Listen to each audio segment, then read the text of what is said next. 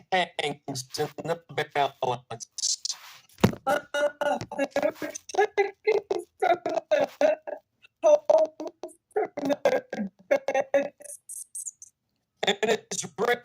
mother who asked not to be named is pleading for the return of her sons, ages 12 and 16. I want my children back home. I want them to find each other. I want them to know each other. I want them to.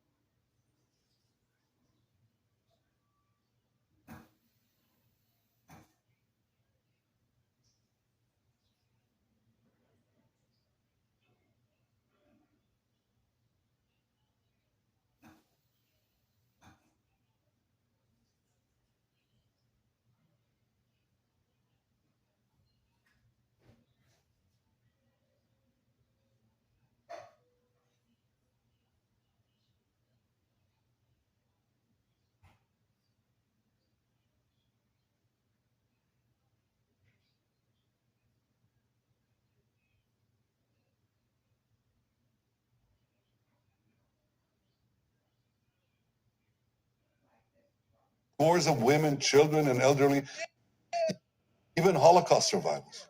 Hamas terrorists bound, burned, and executed children. They are savages. Hamas is ISIS. I don't think since the Holocaust we have experienced such a massacre. Those images of children and women and bodies being paraded in the streets of Gaza, being spat on and bitten, is absolutely horrifying. To think that our babies are there in the streets as hostages. The fate of up to 150 hostages, including Americans, now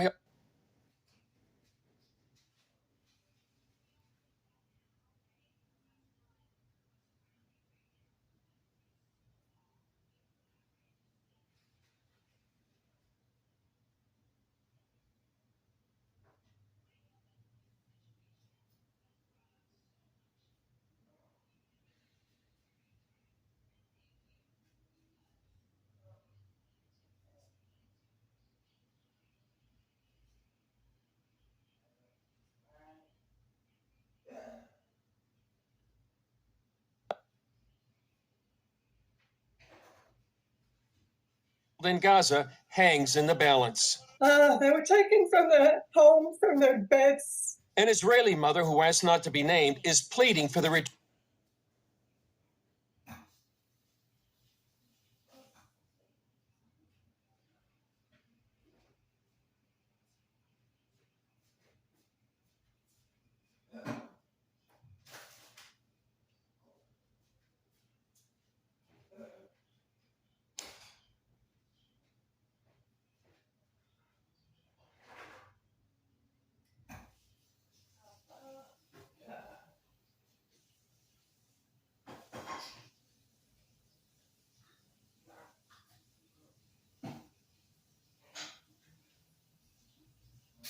Of her sons, ages 12 and 16.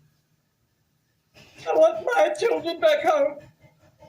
I want them to fight each other. I want them to annoy each other. I want them to get on my nerves again. I want them back. I want them to be back sleeping in their beds. Hamas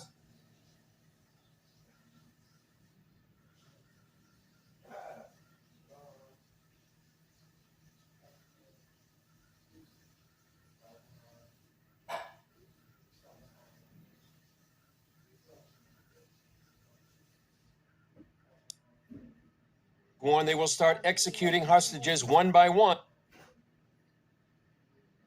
unless Israel stops bombing Gaza without advance notice. Member of Knesset Sharon Haskell says Israel is really at war with Iran.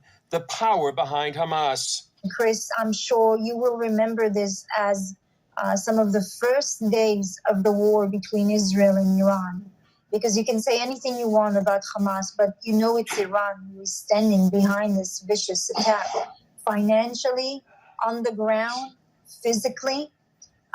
In some of these videos, you can hear people speaking in Farsi. Middle East expert Dan Diker sees the attack as part of Iran's Middle East chessboard.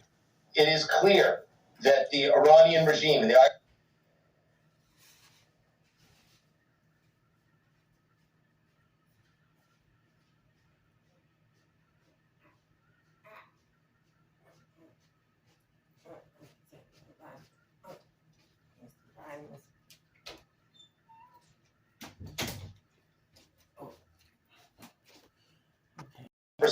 weapons-grade uranium.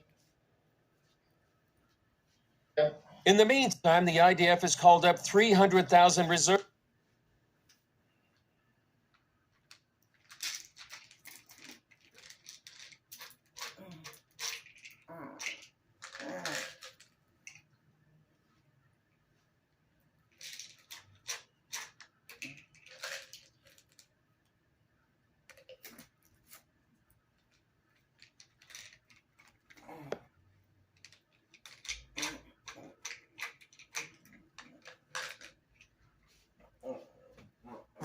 To prepare for what many expect is a ground invasion of the Gaza Strip.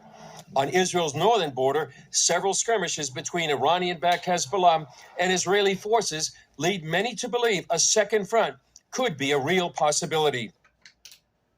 And Chris Mitchell joins us now with more from Jerusalem. Chris, is it possible the war could expand with fighting against Hezbollah in the north as well?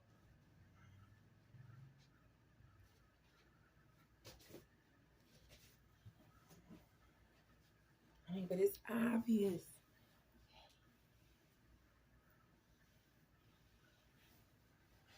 As Hamas in the south?